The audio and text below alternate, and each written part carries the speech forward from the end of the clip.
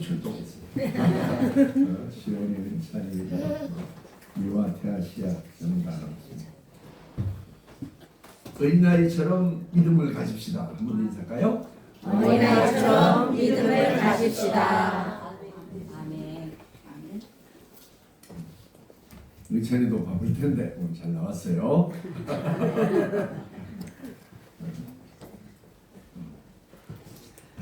자, 오늘 우리는 어린이 청소년 주일로 이렇게 예배드리고 있죠.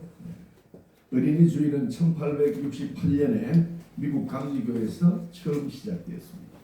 우리나라는 공식적으로는 1956년에 어린이 주일이 시작되었습니다.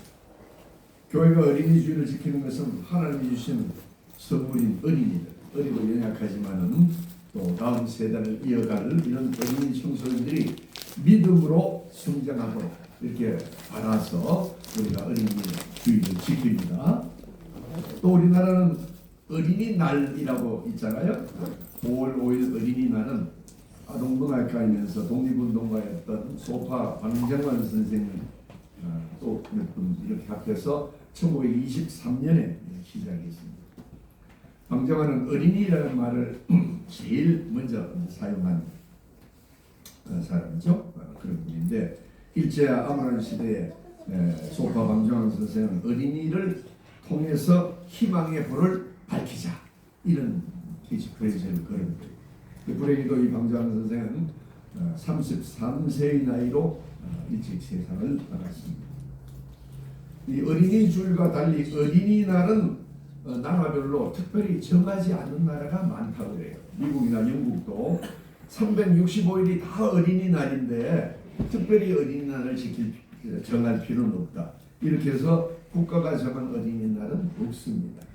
그래도 다 어린이날이 있다고 보는 거죠.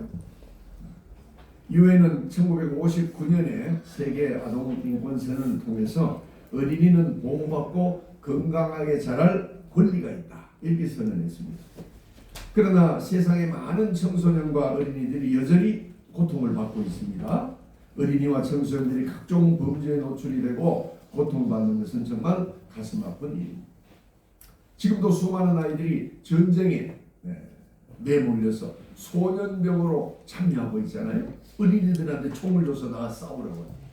그래서 통계적으로 확실치는 않지만 전 세계적으로 특별히 아프리카 같은 나라에 약 25만 명 정도가 이 소년병으로 있다는 거예요. 많은 아이들이 전쟁으로 고통을 받고 있습니다. 또 양식이 없어 굶주린 사람이 많지요. 우리가 텔레비전 화면 같은 거 보면은 정말 굶주린 분들이 어린이들이 보이잖아요. 특히 아프리카 또 이 서남아시아 이런 지역 이런 데 어렵습니다. 또 노동으로 내몰리고 착취합니다. 어린이들이 노동 현장에 가서 돌을 깨서 그걸 팔아가지고 이렇게 하는 사람도 있고, 물론 이런 역사는 어제 오늘의 역사는 아니고 또 영국 같은 멋있는 나라에서도 옛날에 그런 일들이 있었죠. 그래서 굴뚝 소재물은 전부 어린 소년들이라는 거예요. 왜냐하면 굴뚝에 들어가지를 못하니까. 그래서 굴뚝으로 들어가가지고 다 청소를 해서 그렇게 이런 삶을 이제 살고지다. 어린 굴뚝 청소년, 어린 소년들이 그런 일을 했습니다. 또 노동으로 내몰리고 교육을 또 받지 못해. 그런 교육받지 못하면서 우리나라는 전부 교육받잖아요. 근데 실제로 어린이들이 교육을 받지 못해서 우리 텔레비전 같은 데 보면은 요만한 철판 하나 가지고 가서 지우고 쓰고 이렇게 하는 아이들이 보이지 않습니까? 또 이제 언어를 배우려고 노력하는. 그래서 배를 타고 어디 가가지고 이렇게 공부하고. 우리가 지난번에 캄보디아로 가봤습니다만 거기 그 배를 타고 가서 거기 교회 하나 있는데 있잖아요. 참 어려운 그런 환경에 있습니다. 또 여자 어린이들은 조혼으로 이렇게 내몰리고 나라와 사회가 이들을 돌아보지 않습니다. 많은 아이들이 희망이 사라지고 절망 속에 살아가는 애들이 많습니다. 정말 하나님이 슬퍼하시는 일이 모든 어린이들이 행복하고 건강하게 자라기를 기도하고 소망합니다. 이 일을 위해서 우리 교회가 할 일이 많습니다. 우리가 단기 선교 가면 대부분 어린아이들을 만나잖아요. 제가 인도를 가봤더니만 인도에 정말 어린이들이 많아요. 정말 맨발로 다니고 이렇게 볼펜 하나 또 연필 하나 주면은 전부 이렇게 줄을 씁니다.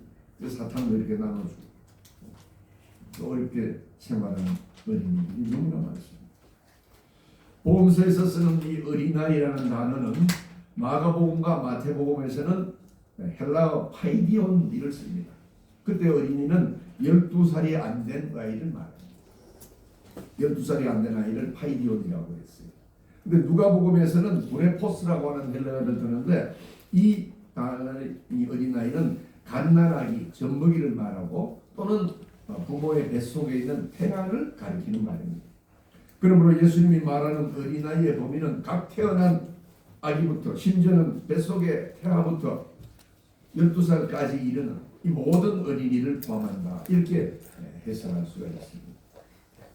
오늘 본문은 어린아이에 대한 예수님의 말씀 중에서 가장 기본이 되는 말씀이 이 마가복음의 본문이에요. 그리고 마태복음과 누가복음에도 같은 내용이 나오는데 교회 상호에 맞춰서 조금씩 다르게 기록하고 있습니다. 내용은 대체로 세 부분이죠. 먼저 사람들이 어린아이를 예수님께 데려옵니다. 그런데 제자들이 이를 막고 데려온 사람들을 나무랍니다. 왜 아기들을 성가시게 데려왔냐. 그래서 예수님이 노하시면서 어린이가 내게 오는 것을 막지 말라. 금하지 말라. 어린이야말로 하나님 나라의 주인이다. 이렇게 선언하는 그런 내용입니다. 오늘 본문은 예수님이 십자가 고난을 위해서 십자가를 지시기 위해서 예루살렘으로 올라가는 길에 일어난 일이에요. 예수님이 인류 구원의 사역의 완성을 앞두고 어린이에 대한 말씀을 통해서 인간의 참된 본질에 대해서 알려주시는 거예요. 13절입니다. 사람들이 예수께서 만져주심을 바라고 어린아이를 데리고 오매 제자들이 꾸짖더라. 사람들이 어린아이를 데리고 왔죠. 누가 데려왔을까요? 알 수 없죠. 성경이 나오지 않습니다. 윌리엄 바클레이 주석가는 어린아이의 어머니들이 데리고 왔을 것이다. 이렇게 해석을 해놨습니다. 당시 첩보로 만든 아기를 유명한 랍비들에게 데리고 와서 기도를 받는, 축복을 받는 그런 일이 있었습니다. 왜 어린아이를 예수님께 데려왔습니까? 마가복음과 누가복음에는 예수님이 아이들을 만져주시기를 바라고 데려왔다. 이렇게 마태복음에는 예수님이 아이들을 안수하고 기도해 주심을 바라서 데리고 왔다. 이렇게 되어 있어요. 어린이들을 예수님과 만나게 하고 예수님의 말씀을 듣도록 하기 위해서 데려온 것입니다. 자녀들을 어릴 때부터 예배에 데려나오고 믿음 생활을 훈련하는 것은 매우 귀한 일입니다. 그것은 예수님이 아이를 만져주시고 축복해 주시기를 소원하는 것과 같은 거예요. 왜 데려옵니까? 예수님께 데리고 나와서 예수님이 축복해 주시기를 바라는 겁니다. 주님이 어린이의 영혼을 만져주시고 축복하실 때 주님의 크신 은혜가 이 어린아이에게 충만하게 임하게 됩니다. 그리고 그 생애가 주님의 은총 속에서 점점 자라나게 됩니다. 삶의 어떤 순간이든지 주님이 손에 함께 하시면 승리하는 인생을 살아가게 되는 걸 믿습니다. 어릴 때부터 그러므로 주의 은혜 가운데 있는 것이 중요합니다. 우리도 예전에 아이를 다 업고 이렇게 데리고 나왔잖아요.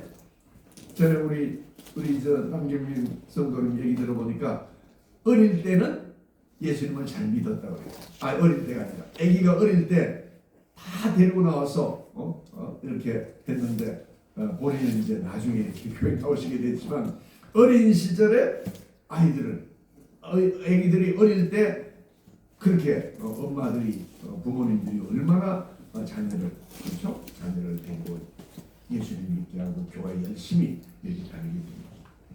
우리가 아이를 업고 안고 어릴 때부터 예배에 꼭 데리고 옵니다. 더울 때도 추울 때도 교통이 불편할 때도 3명씩 2명씩 데리고 그 버스를 타고 멀리서 그렇게 오잖아요. 참 뒤에 누가 그렇게 합니까? 아버지는 그렇게 잘 안 합니다. 뒤에 누가 합니까? 어머니가 이렇게 합니다. 엄마들이 아이를 업고 안고 저도 우리 애 어릴 때 부천에서 다녔는데 저는 미리 봅니다. 와, 그럼 누가 데려옵니까? 집사람이. 애기 하나는 업고 하나는 데리고 부천에서 서울 영등포 신김동까지 얼마나 힘들어요. 하루는 너무 더운 날 애기 데려오는 바람에 애가 기절을 한 거예요. 족도를 한 거예요. 아니. 그래서 난리가 났다고 연락 왔길래 제가 그때 이제 교회에 있을 때인데 막 와서 이제 병원에 가보니까 애가 너무 더우니까 족도를 한 거예요. 그래서 병원에서 주사 맞고 이렇게 한 기억이 있습니다. 대부분이 누가 데려옵니까? 엄마들이 하는 거예요. 엄마. 이 집사님. 응? 아빠가 해야 되겠죠? 이렇게 자란 아이들은 믿음에서 떠나지 않습니다. 주님은 왜냐하면 이를 귀하게 보시기 때문에. 자녀들도 다 알아요. 그걸. 엄마가 얼마나 고생하고 우리를 위해서 기도하는지를 압니다. 애기들이 모르는 것 같죠? 다 압니다. 어린 자녀를 위한 기도를 주님이 들어주십니다. 어린아이를 돌보는 자들은 그들의 영혼에 대해서 관심이 있는 거예요. 어린 자녀들에 대해서 부모의 기본적인 관심은 자녀들의 영혼에 대한 것이 되어야 됩니다. 왜냐하면 자녀들의 영혼이 건강할 때 비로소 모든 삶이 건강하게 됩니다. 공부를 가르치고 몸을 건강하게 하는 것 이것도 중요하지만 가장 중요한 것은 자녀의 영혼이 건강하게 주님 안에서 든든히 서는 것입니다. 요즘처럼 복잡하고 험한 세상에서 가장 귀한 것은 어린아이가 주님의 은혜로 아름답게 성장하는 겁니다. 부모들이 이걸 다 바라는 거지요. 마틴 루터는 그래서 부모는 자녀를 잘 야육함으로 그들을 영원한 하늘나라로 인도하든지 자녀 교육을 등한히 함으로 그들을 지옥으로 인도하든지 둘 중 하나를 택하게 된다. 이렇게 써놨어요. 과연 부모의 의무는 이렇게 그 책임이 막중합니다. 그러므로 가정에서 자녀 교육을 등한히 하는 것은 가장 무거운 죄 중에 하나다. 이렇게 마틴 루터가 얘기를 했어요. 아이를 데려온 부모는 그리스도의 축복, 예수님의 축복이 아이들의 영혼의 유익함을 믿었습니다. 그래서 부모들이 어린아이를 데리고 와서 주님이 만져주시기를 이렇게 기대합니다. 말씀을 듣는 일은 어린이라고 해서 예외가 아닙니다. 다 뜻은 알지 못하지만은 하나님의 말씀을 듣는 가운데 성장하게 됩니다. 그래서 어린이 주일학교도 있잖아요. 오늘 또 우리 권사님이 어린이 주일학교를 이렇게 운영하면서 말씀을 가르치는 걸 봤습니다. 너무 감사하죠? 신명기 31장 12절에 보니까 백성의 남녀와 어린이와 내 성읍 안에 거류하는 타국인을 모으고 그들에게 듣고 배우고 내 하나님 여호와를 경외하며 이 율법의 모든 말씀을 지켜 행하게 하라. 이렇게 모세가 써놨어요. 모세는 어려서부터 바로의 궁에 들어온 어머니 요게벳으로부터 하나님의 말씀으로 교육을 받았기 때문에 하나님이 맡긴 그 출애굽의 위대한 역사를 그 사명을 감당할 수 있었습니다. 어머니 한나의 눈물 어린 기도로 태어난 사무엘도 어려서부터 하나님의 음성을 들으며 자랐습니다. 그래서 하나님 말씀을 경외하고 자란 이 사무엘이 이스라엘의 위대한 사사가 되었고 선지자가 되었고 제사장이 되어서 이스라엘을 인도한 줄 믿습니다. 자녀들을 주님께 데리고 나와야 합니다. 주님의 축복이 함께 하시고 주님의 은혜가 자녀들에게 필요합니다. 부모가 다 해줄 수 없어요. 부족한 것을 그보다 더 풍성한 것을 우리 주님이 하시게 됩니다. 앞으로 어린이 살아가는 세상은 더 복잡한 세상이 될 것입니다. 그러므로 우리는 자녀를 주님께 맡겨야 합니다. 주님이 함께 해주시기를 기도하지 않으면 우리는 불안합니다.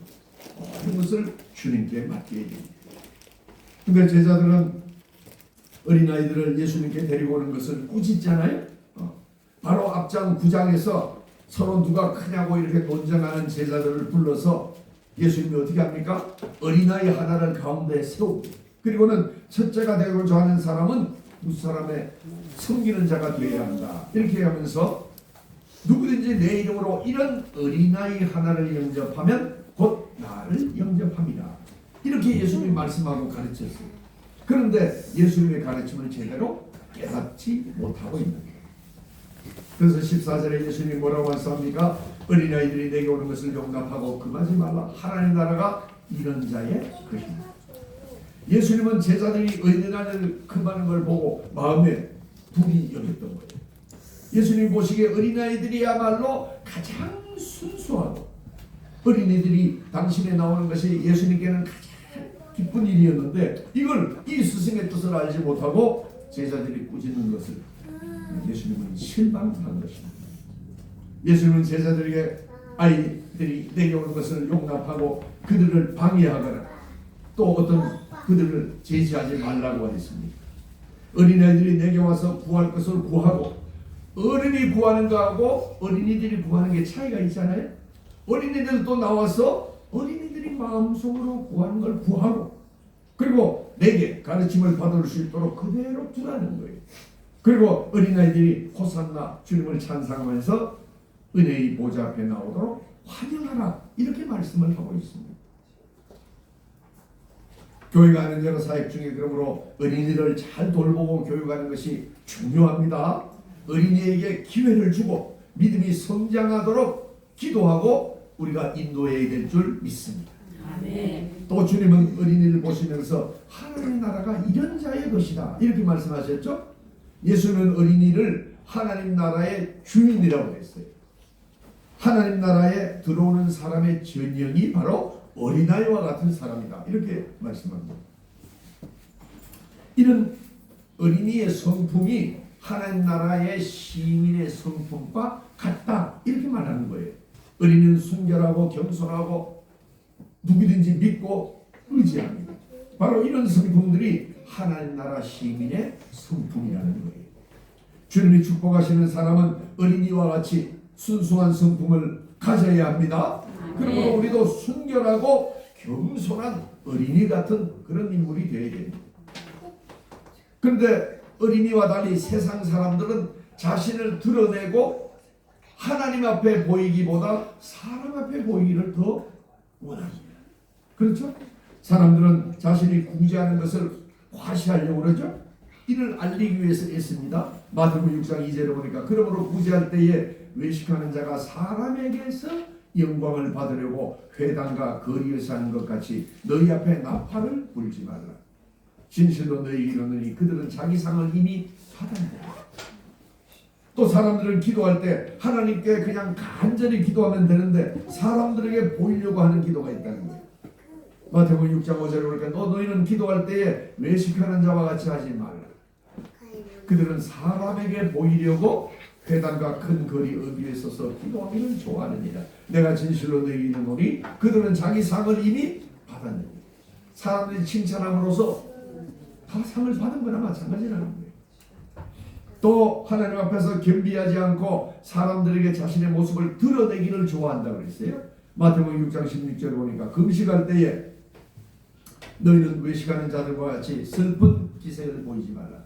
그들은 금식하는 것을 사람에게 보이려고 얼굴을 흉하게 하느니라. 나 지금 금식하고 있습니다. 그러니까 굉장히 얼굴을 징그리고 사람들에게 보인다는 거예요.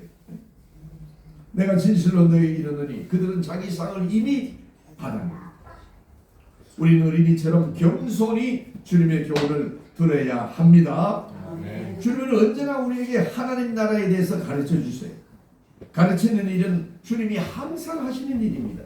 우리는 항상 주님의 교훈을 배우고 익혀야 됩니다. 왜 똑같은 예배를 되풀이 드리고 매주 또 성경 공부를 하고 또 성경 읽고 묵상합니까? 예수님의 가르침이 언제나 풍성하기 때문에. 그렇죠? 예수님의 가르침이 언제나 풍성하기 때문에 우리가 배우면 배울수록 점점 더 주님의 은혜를 깨닫게 되기 때문입니다. 한 번 듣고 주님의 은혜를 깨닫는 게 아닙니다.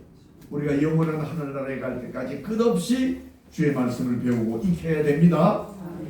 또 한편으로는 우리가 계속 잊어버리기 때문에 계속해서 하나님의 말씀을 배우고 익혀야 됩니다. 우리는 점점 한 번 듣고 난 다음에 하나님 말씀이 내 마음에 잠시 있지만 또 잊어버립니다. 우리가 망각하잖아요. 그러므로 우리는 부지런히 말씀을 배우고 익히고 또 말씀을 전해야 됩니다. 그것이 하나님 나라를 살아가는 그런 사람의 모습입니다. 15절에 말씀합니다. 내가 진실로 너희에게 이르노니 누구든지 하나님 나라를 어린아이와 같이 받들지 않는 자는 결단코 그곳에 들어가지 못하리라. 우리는 하나님 나라를 어린아이처럼 받들어야 됩니다. 이 말은 어린이들이 부모님의 말씀에 순종하고 또 선생님의 말씀에 이렇게 따르는 것처럼 우리들도 예수님의 말씀을 따라야 된다는 걸 말합니다. 우린 어린아이들처럼 하나님의 말씀에 대해서 호기심을 가지고 어린아이들처럼 말씀을 배우고 그 말씀을 배운 것을 그대로 인정하고 믿음으로 나아가야 됩니다. 이제 우리도 또 말씀을 배우고 또 듣고 이렇게 해서 나가야 됩니다. 그래서 우리는 어린 사무엘이 여호와의 말씀하옵소서 주의 종이 듣겠나이다 이렇게 말한 것처럼 하나님의 나라를 받들어 나가는 그런 믿음의 여군이 되시기 바랍니다. 하나님 나라를 받던 일은 주님이 가르쳐주는 이 진리의 말씀을 귀하게 여기고 부지런히 말씀을 배우고 익히고 또 그 생명의 말씀을 우리 이웃에게 전하는 그런 삶입니다. 또 어린이 장점은 뭐가 있습니까? 어린이는 선물을 온전히 받아들인다는 거예요. 순수하게 받아들인다는 것이 어린이 장점입니다. 어린이가 선물을 받을 때 이걸 뭐 엄마의 모든 마음을 헤아려서 받고 그러지 않잖아요. 선물을 받을 때 기쁘게 받는 거예요. 순수하게 받는 거예요. 어린이는 어떤 선물도 기쁨으로 받습니다. 작은 것이든 큰 것이든 감사하게 받아요. 그리고 어린이는 모든 것을 선물로 받는데 의존합니다. 자기가 뭘 생산하거나 자기가 뭐 열매를 내거나 하지 않잖아요. 다 선물로 받아서 생활하는 거예요. 그게 어린이입니다. 그래서 어린이는 부모의 지혜와 돌보심을 의지합니다. 부모의 손을 잡고 어디로 인도하든지 따라가고 무엇을 마련해 주든지 그것을 감사히 받습니다. 그러므로 우리의 믿음이라고 하는 것은 마치 어린이가 빈손을 들고 달라고 요청하는 것과 같은 그런 믿음이 되어야 된다. 이렇게 마틴 루터는 써놨어요. 주님이 주시는 것을 그저 감사함으로 받는 그런 복된 인생을 저와 여러분이 살아가시기 바랍니다. 네. 하나님의 거룩한 뜻을 순전한 마음으로 받는 것이 중요합니다. 또 어린이는 어떤 특징이 있습니까? 어린이는 두려움이 없다고 합니다. 이건 다른 말로 하면 죄가 없다는 거예요. 물론 원죄가 없다는 것은 아니지만 원죄는 인간은 누구나 다 가지고 있습니다. 그러나 어린이는 그 죄가 밖으로 드러나지 않는다는 거예요. 어린이는 선한 양심을 가지고 있고 의심 없는 신앙을 가진다는 뜻입니다. 그래서 어린이는 왕도 두려워하지 않고 세상 일도 두려워하지 않고 죽음도 두려워하지 않고 어른도 두려워하지 않는다는 거예요. 사실은 이것이 죄를 용서받은 인간의 참된 모습인 줄 믿습니다. 우리는 주 안에서 용서받았기 때문에 담대하게 두려움 없이 세상을 살아나가야 됩니다. 이것이 우리가 어린이한테 배워야 됩니다. 또 어린이는 그 기도가 악의가 없다는 거예요. 우리 인간은 기도를 할 때도 이렇게 미사 여부를 섞어서 기도할 때 물론 개인으로 기도할 때는 어떤 기도든지 하고 그렇지만 준비해서 기도할 때는 또 이렇게 섞어서 이렇게 할 수가 있잖아요. 그래서 옛날에는 기도한다 그러면 기도문을 다 외워서 기도할 때도 있어요. 왜냐하면 잘 안 나오니까 기도문을 다 미리 외워가지고 근데 외우다가 중간에 한번 틀리면 이게 난리 나는 거예요. 또 어떤 분은 지금은 다 괜찮지만 한참 기도문을 보고 읽고 있는데 전등이 갑자기 나가서 이게 안 보일 수도 있잖아요. 준비해서 하는 건 물론 좋은 일이죠. 근데 어린이 기도는 악의가 없고 선하다는 거예요. 그래서 루터는 이런 말을 했어요. 7살이 안 된 어린이는 무죄하다. 이런 말까지 심지어는 한 정도예요. 인간의 문제는 다 있지만은 어린이는 너무나 순수하기 때문에 악의가 없고 하나님이 주시는 대로 받고 부모가 원하는 대로 그래서 부모가 자녀 교육이 정말 필요합니다. 아름답게 키워나갈 이런 의무가 인간의 부모에게 주어졌습니다. 이와 같이 우리도 어린이처럼 우리 자신을 겸손히 예수님께 드리고 주님의 가르침을 순종하고 은혜를 감사함으로 누리고 주 안에서 두려움 없이 주님을 의지하고 하나님 나라를 바라보면서 살아가시기 바랍니다. 그렇게 살아가야 돼요. 제가 손주가 있는데 막내는 어릴 때 이렇게 뭐 용돈을 이렇게 주잖아요. 그럼 용돈을 가져와서 지가 친구들 다 나눠줘요. 뭔지 모르니까. 그래서 한 번은 그 유치원 이제 늘 버스로 이렇게 태워주잖아요. 조그만 버스에. 그 유치원 그 선생님이 우리 할머니한테 이렇게 돈을 가져왔대요. 아 얘가 유한이가 그 가가지고 애들한테 다 나눠준 거예요. 그러면서 다시 걷어 가져온 거예요. 아이들은 순수한, 아이들 순수해요. 어린 나이를 하나님이 기뻐하시는 줄 믿습니다. 16절입니다. 예수께서 그 어린아이를 안고 저희 위에 안수하고 축복하십니다. 그러니까 예수님이 이 순수한 어린이를 얼마나 사랑하시겠습니까? 예수는 어린아이를 영접하고 그들이 바라는 소원을 이루어 주셨습니다. 부모는 예수님이 아이들을 만져주시기 위해 했는데 예수님은 저들을 안고 축복까지 해주신 거예요. 예수님은 부모의 소원에 넘치게 축복해 주십니다. 예수님이 자신이 어린아이였을 때 예루살렘 성전에서 선지자 시몬의 품에 안겨서 그렇게 기뻐함을 얻은 그런 있었죠. 예수님이 탄생하고 얼마 지나지 않아서 예루살렘 성전에서 할례를 받기 위해 갔을 때 그런 일이 있었잖아요. 주님은 목자같이 양떼를 먹이고 어린 양을 그의 팔로 안아 품에 안으시듯이 어린이를 안아 주십니다. 우리가 자녀를 주님께 데리고 나오면 주님은 크신 능력과 당신의 섭리 속에 그들을 안아주실 뿐만 아니고 어린이에게 합당한 은혜와 축복을 베풀어 주심을 믿으시기 바랍니다. 그러므로 우리는 어린아이들을 주님 앞으로 데려가야 됩니다. 예수는 아이를 위해서 어린아이 위에 안수해 주셨다 그랬죠. 성령을 부어주신 겁니다. 예수는 아이들에게 신령한 복으로 축복해 주셨습니다. 이 신령한 축복을 부여하시기 위해서 하나님이 예수 그리스도의 몸, 인간의 몸을 입고 이 땅에 오신 거예요.